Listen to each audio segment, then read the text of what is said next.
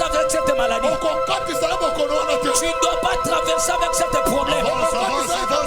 Je déclare sur toi, en ma qualité d'un apôtre.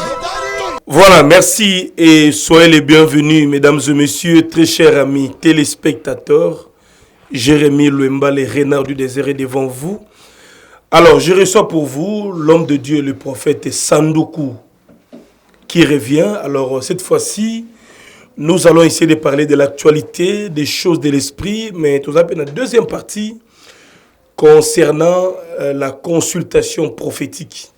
L'homme de Dieu, bonjour. Bonjour, papa. Na sepeli mi komona yo santé et puis bon état d'esprit. Te kolozo sunga yo kaka mikolo ebele tozo mona te mais tokomisi quand même nzambe. Avant tout, tosala ta prière. Merci. Seigneur Père, merci pour ces instants. Tika grâce ezala na mution sokolanda biso pamboma na kombo na Jésus Christ lobi. Amen. Amen. Voilà, prophète de Sandoku, je crois que le ministère ça va hein? Oui. Nous on se faisait bien quand même jusque-là. Nous on se faisait bien. Bah, témoignage de Zakaka, comme d'habitude. Bah, quand même, il y a des témoignages. C'est quelque chose de dire quand même que le Seigneur a ébibiso. Merci de renouveler toujours qu'on a confiance dans Bisso. Je veux quand même que le Seigneur fait grâce. Alors, le Seigneur fait grâce, c'est le plus important. Tu as retouché l'actualité africaine, les alliés, tout le monde est un pasteur dans Nigeria. Où a eu risque à côté de Kaja Lyon. Et Nzamba Tinda qui a kota Lyon au salaire l'oroténé et tout le monde a la Bible sur Lyon. Et mes Lyon va dévorer. Tu peux dire quoi dans le genre à foi bon? Est-ce qui magie ou bien tu peux dire quoi? Ezaï Nzambete, Abilo Naye. Retour, le Seigneur ne peut pas atteindre que Kota ou que Ndorutana Balion, mais ce que Balion Baboumi, vous voyez un peu. Vous savez, ce sont des morts, je ne peux pas expliquer les morts rebelles, parce qu'il y a des morts rebelles, on ne peut pas dire que c'est le diable. Les Baliwa Moussous, peut-être c'est le Seigneur qui le permet, mais il y a notre pasteur africain là, je mets un point d'interrogation. Comment, ok, nama ya foi, tout ça, nama balion, ko balion balio, koloatinda yo, en plus c'est chaque monde. Je ne crois pas que le Seigneur peut donner l'orientation et échouer à ce qu'il a dit. Je ne crois pas à ça. Je crois que le Seigneur est fidèle. Le frère, Toyébité, je me réserve. Ça va condition qui si bazo kota. Ouais, et surtout anglophone mingi bazana ba kabal, bazana ba loge. Surtout ba Nigérien, hein. Vous en Nigérien. Nigérien. Surtout ba côté wana spiritualité na bango na tiaka point d'interrogation. Parce que beaucoup na petit na moko na mona kaka mikolo mi balé petit zaki bater ya drum na église moko petit akena Nigeria petit azongi fire na petit na ngai. Mais l'onction go se respecte quand même ata bambula non. Faites attention avec l'onction qui a traîné dans un corps oye ume na bambule belé na onction oye kambala moko même si le Seigneur est puissant ko komatisa yo mbangu mais il y a quand même des étapes. Hein, au kutiba ya yamba la moko petit yo zaki bater ya drum ba moko faya comme grand prophète na Nigeria. Point d'interrogation, je ne refuse pas le Nigeria, c'est aussi un pays qui a aussi le réveil, qui aime les makamwanzambe neti biso na Congo, mais ya bango na tiaka point d'interrogation. Voilà, merci beaucoup. Tout le monde va critique, tout le monde va analyser bandeko belé, bazoka moi pasteur Jodas a connu provoquer Balion, a tenté Balion na mayo ngi nangwa, Balion va dévorer et puis c'est aux yeux de tout le monde. Na ba fidèle bazotala, est-ce que nzambo do samba le lokoti na batu kena ngomba okufi na kaki. Kena ndaka Balion balio, est-ce que tout le monde saka nzambe te papa nanga. C'est parmi le temps de la fin. Parmi aussi les signes de temps de la fin, bien que ce sont des signes où ils ont beaucoup mentionné, mais ce sont des signes. Parce que les enfants seront rebelles à leur père. Le frère, Nabandeko, Nabanani, alors tout ça, ce sont des signes du temps de la fin. Alors, l'Église, il faut y tirer très attention et veiller votre esprit de voir le temps que nous traversons. Que tous en attendent, comme une période nini. Que celui qui lit fasse attention. C'est ce que Daniel Azoloba. Que tant aux otanga zala souple na livre oyo otala quel temps que l'église les autres travaillent, parce que nous sommes déjà dans une période de nuit. Tout ça déjà dans Boutou. Le temps du soir. Non, nous avons déjà dépassé par rapport à l'horloge prophétique, parce que je suis un prophète du ministère. J'essaie de différencier les périodes et les temps. Parce que tant au moni horloge prophétique et zokende, déjà vers la nuit déjà. Parce que la nuit c'est une période de confusion. Et on moni makambo oyo et tout tani, pasteur bo et tout. Non, ça ce sont des signes qui passent pendant la nuit. Mais le matin, le Seigneur vient nous récupérer parce qu'il est l'étoile brillante du matin. C'est quand il vient récupérer l'église. On n'a pas le temps, mais que l'église est à la souple veiller et comprendre quand même que tant aux atamabé. Alors, merci beaucoup. Merci à tous et à toutes les célèbres Dienzundu à Washington. Il y a le Zombala de Madrid, Keke Monam à Paris. Je remercie également Mimindou, mes femmes de luxe dans Moshing là-bas. Clin d'œil spécial à Sema Mayasi, femme légitime. Et à Jansi Mayasi, Forza Italia. Alors, deuxième partie, tous en avons découvert au Talabiso. Dans le cadre de consultation prophétique, Bamona, Mosako, les Sandoukou, les messagers. Ndekonanga, bonjour. Eh, bonjour, papa. Kombo nani? Kombo nanga Jordan. Voilà. Maman Mbote, kombo nani? Mbote, kombo nanga Jenny. Maman Jenny, aux entours de papa. Papa, kombo nani? Ouais, bonjour. Kombo nanga Eddie. Eddie. Ouais. Alors, namoni bino bandeko, boyokutana Moussala Nzambe. Et là, on est poussé bino, bokutana prophète Sandoku. Qu'est-ce qui vous a motivé? Problème est nini? On m'a un peu expliquer. Bandeko bota la biso ba comprendre. Dans à l'aise. Ouais, merci pour la parole. Tu n'es pas prophète Sandoku parce que tu l'as dit vraiment témoignage vraiment beaucoup et belé. N'est possible surtout yati awa. Les Kamozani. Ouais, au grand seigneur à Liboso. Oh, il y a un petit Liboso.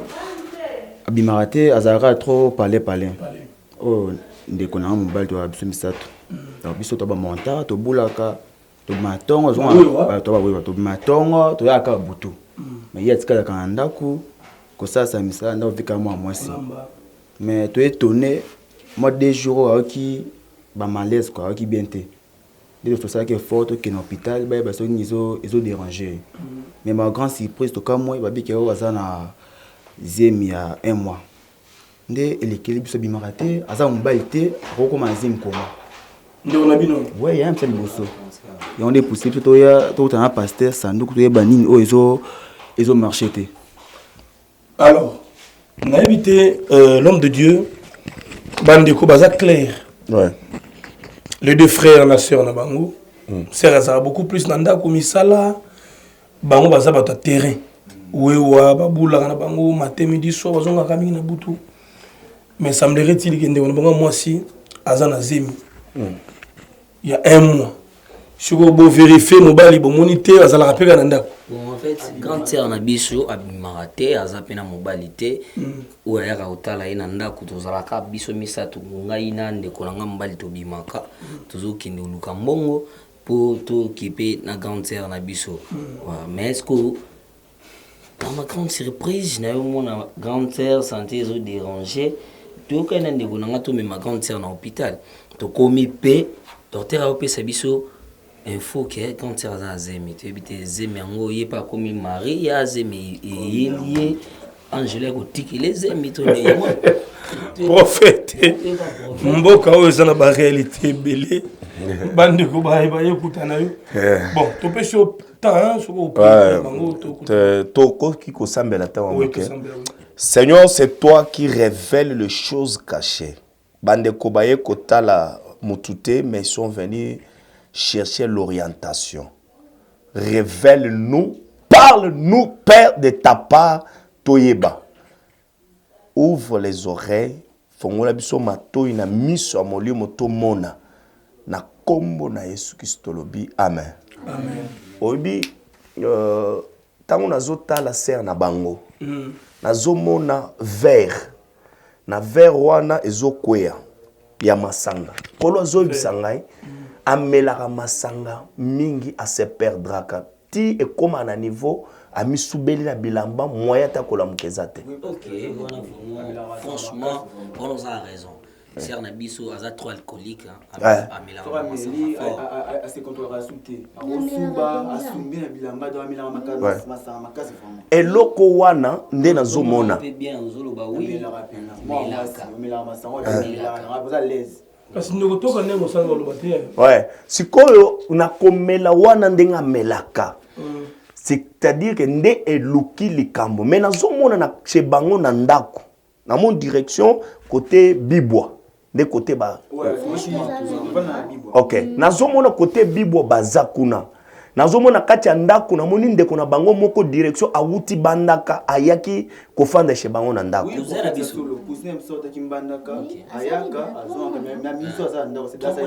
trois mois c'est déjà na ndako OK mais quand zo ebisanga ke toko continuer prophétie te ndeko wana faut aya bo sala effort toko aya nazana message il faut na loba il faut kaka boya parce que il faut to kata prophétie wana pour que ndeko stoka aye nde to continuer message ezana eloko moko ezawana ndeko balobi boye na lobi ba pesi message clairement que ndeko moko bofanda na ye il faut azala parmi bino c'est qu'il y a des choses cachées on oui il y a des choses nzamba révéler biso eza pe maloba musala nzambe eza prompte to yaki na moto eza libanda eza prompte to yaye toza wana posa to ba vérité ni elevela ndeko na biso mwashi ngana na moto libanda oto yaki nango na ozongo na okimbangu na oyana ndeko na biso wana OK bokende to consultera logo elegama bokende ngana zo zela bino na zaka na plateau na ti air nyonso bokoya vous allez me retrouver ouais ata une heure 2 heures tozo zela bino ouais voilà merci nous allons continuer mesdames et messieurs na opé samboté na bandeko no so batala biso de loin comme de près maître Siza Soukama puissance amikili Maître Lopeta Tour du Monde. Alors, entre-temps, je voulais suivre même un spot publicitaire. Bon, tout coup après, tout c'est rafraîchir mon moquet. Merci, Mingi. Avec cette maladie, tu ne dois pas traverser avec cette problème. Je déclare sur toi, ma qualité d'apôtre. Shalom.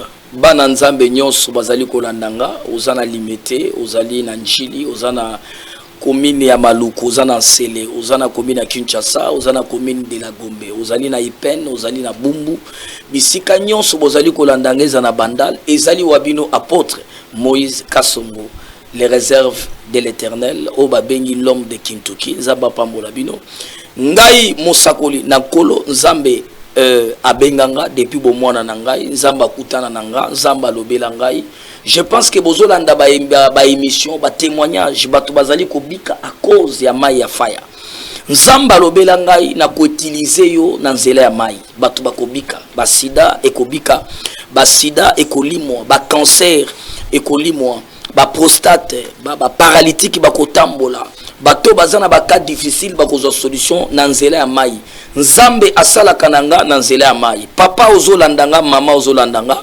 ozana problème ya kobota yaka okutana na apôtre Moïse Kasongo na nzela ya mai okubika papa ozana problème ya paralysie problème ya faiblesse sexuelle ya kindoki nazoloba maladie ya kindoki babwakelo maladie ya PC obika kate bakanga kobota na yo bakanga betide na yo maozwa diplôme ezate obeta develo terrible plusieurs fois ozwa gate ba document na osala ba démarche okende poto simbaka te parce que bandoki basi bakanga yo à travers Maya Fire yaka okubika okozwa solution apôtre Moïse Kasongo nzamba sala kananga na nzela mai bozolanda ba témoignage bolanda ba témoignage à partir de 19h 5h du matin bokoyoka ba témoignage o bato bazo bika à travers Maya Fire bato bazo bika boya ebele ko expérimenter puissance à Saint-Esprit apôtre Moïse Kasongo ayambaka mokolo nyonso je dis chaque jour na yambaka na église la restauration par Jésus-Christ na yambaka de 7h jusqu'à 14h nalobi mokolo nyonso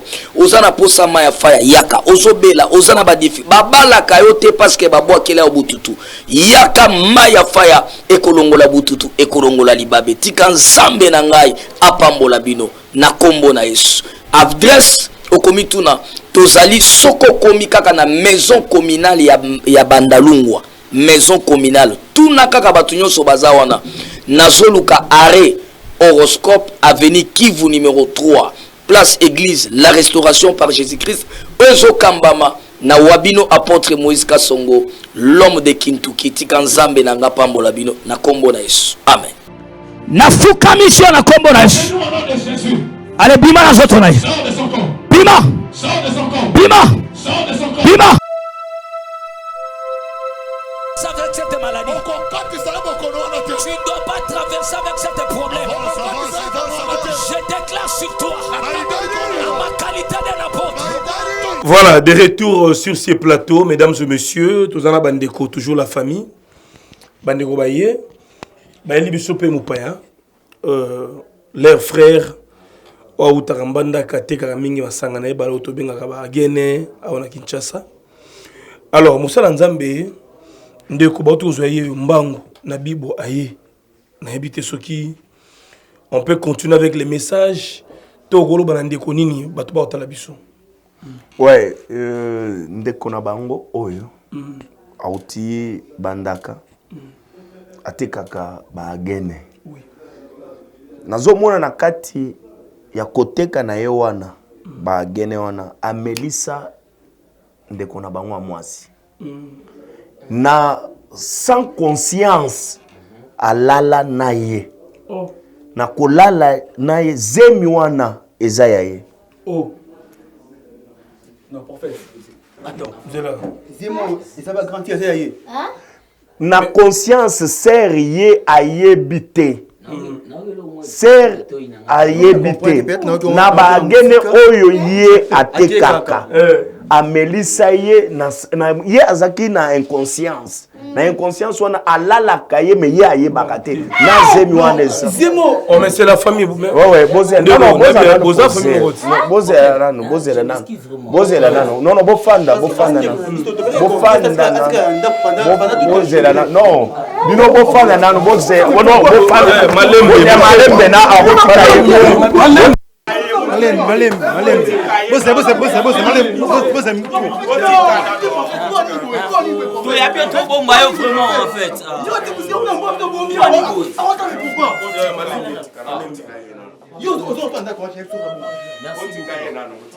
Au moins quand bimi ndeto ko minora tikala Tika ye nano. abas nage kababa gene no ane tikali soka Malem.